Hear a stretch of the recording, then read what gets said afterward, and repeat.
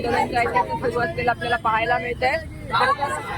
सोनम वांगचुक यांनी कुठेतरी काल आपलं उपोषण जे आहे ते बऱ्याच दिवसानंतर मागे घेतलेलं आहे आणि त्याच अनुषंगाने हे सगळे समर्थनार्थ सर्व हे आपले पदाधिकारी जे आहेत ते ठाणे जिल्हाधिकारी कार्यालयाच्या बाहेर दाखल झालेले आपल्याला पाहायला मिळत आहेत. आणि या जंतर मंतर येथे सुरू असलेल्या विद्यार्थ्यांच्या आंदोलनात त्यांनी पाठिंबा जो आहे तो दर्शवलेला आपल्याला पाहायला मिळतो.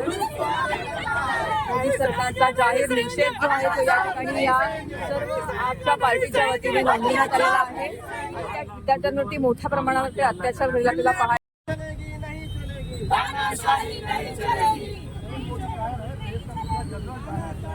अरे मोदी सरकार कायर है, मोदी सरकार कायर है, मोदी सरकार कायर है.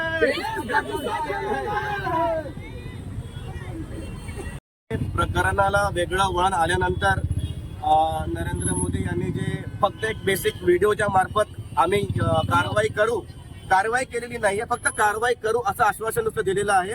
आणि सोनम वांगचुक यांची तब्येत खालावल्यामुळे त्यांनी बैठकीला बोलवण्याचं हे केलं आणि अमित नड्डा साहेबांनी जाऊन त्या ठिकाणी त्यांचं उपोषण तोडलं.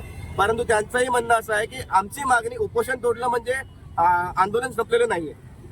आंदोलनाचा मुख्य उद्देश जो आमचा आहे तो आहे धर्मेंद्र प्रधान यांचा राजीनामा आणि ज्या विद्यार्थ्यांवरती लाठीचार्ज करण्यात आला, कुठल्याही प्रकारचा त्या विद्यार्थ्यांनी गुन्हा न केलेला, सगळ्या आंदोलन गुन्हा न करता त्यांच्यावरती अमानुष लाठीचार्ज केलेला आहे. ज्या ज्या डिपार्टमेंटच्या लोकांनी, ज्या ज्या पोलीसवाल्यांनी त्यांच्यावरती अमानुष अत्याचार आणि लाठीचार्ज केलेला आहे, जोपर्यंत त्यांच्या विरोधात कारवाई करत नाही तोपर्यंत आम्ही आंदोलन चालू ठेवणार आहे.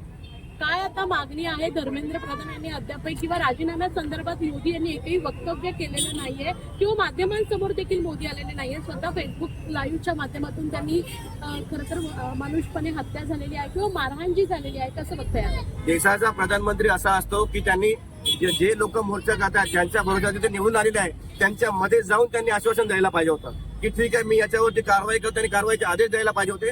परंतु हे बीजेपी सरकार नालायक सरकार आहे. नरेंद्र मोदी, अमित शहा, धर्मेंद्र प्रधान, आज मी तुम्हाला सांगतो की आजचा जो गेटअप आहे अमित शहा यांचा लोकसभेमधला, तो एकदम ओडिशाचा गेटअप आहे. जे त्यांनी कपडे परिधान केलेले ते ओडिशामधले केलेले आहेत. जे ओडिशा लोकांचा पांढरा कुर्ता आणि पांढरी धोती जो परिधान करतात तो त्यांनी केला. म्हणजे अमित शहा समर्थन करतायत का धर्मेंद्र प्रधानचं?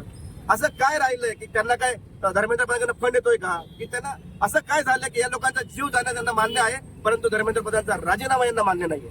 ही महत्वाची बाब आहे. काय कारण आहे? एक राजीनामा घ्यायला काय कारण आहे? इथं हजारो लाखो करोडो लोक रस्त्यावरती आहेत. त्यांना साईडला करून मोदींनी फक्त एक बेसिक फेसबुक लाईव्ह केलेला आहे. देशाचा प्रधानमंत्री एक लहान बाळासारखी फेसबुक लाईव्ह घेतो. पत्रकार परिषद घ्या ना, पत्रकारांच्या प्रश्नाला उत्तर द्या. पत्रकार परिषद न घेता तुम्ही फेसबुक लाईव्ह, तुम्ही घाबरता का? नरेंद्र मोदी पूर्णपणे घाबरलेला आहे. त्यामुळे जनतेसमोर आणि या आपल्या पत्रकारांसमोर यायला तयार नाहीये. जर त्यांची हिंमत असेल तर त्यांनी पत्रकारांसमोर यायला पाहिजे, पत्रकार परिषद घ्यायला पाहिजे. जे प्रधान आहे धर्मेंद्र प्रधान, त्यांना बाजूला बसवायला पाहिजे, अमित शहाला बाजूला बसवायला पाहिजे. कारण ही जे पोलिसांनी जो लाठीचार्ज केलेला आहे ते अमित शहा जे गृहमंत्री आहे यांच्या म्हणण्यावर हा लाठीचार्ज झालेला आहे. जर तुमच्यात एवढी हिंमत असेल मोदी सरकारमध्ये किंवा मोदीमध्ये तर त्यांनी पत्रकार परिषद जगासमोर घ्यावी आणि सांगावं की त्यांनी काय चुकलं आणि ते काय करणार आहे. मोदी सरकार घाबरलेला हे काही करणार नाही आणि हे आंदोलन सुद्धा थांबणार नाही.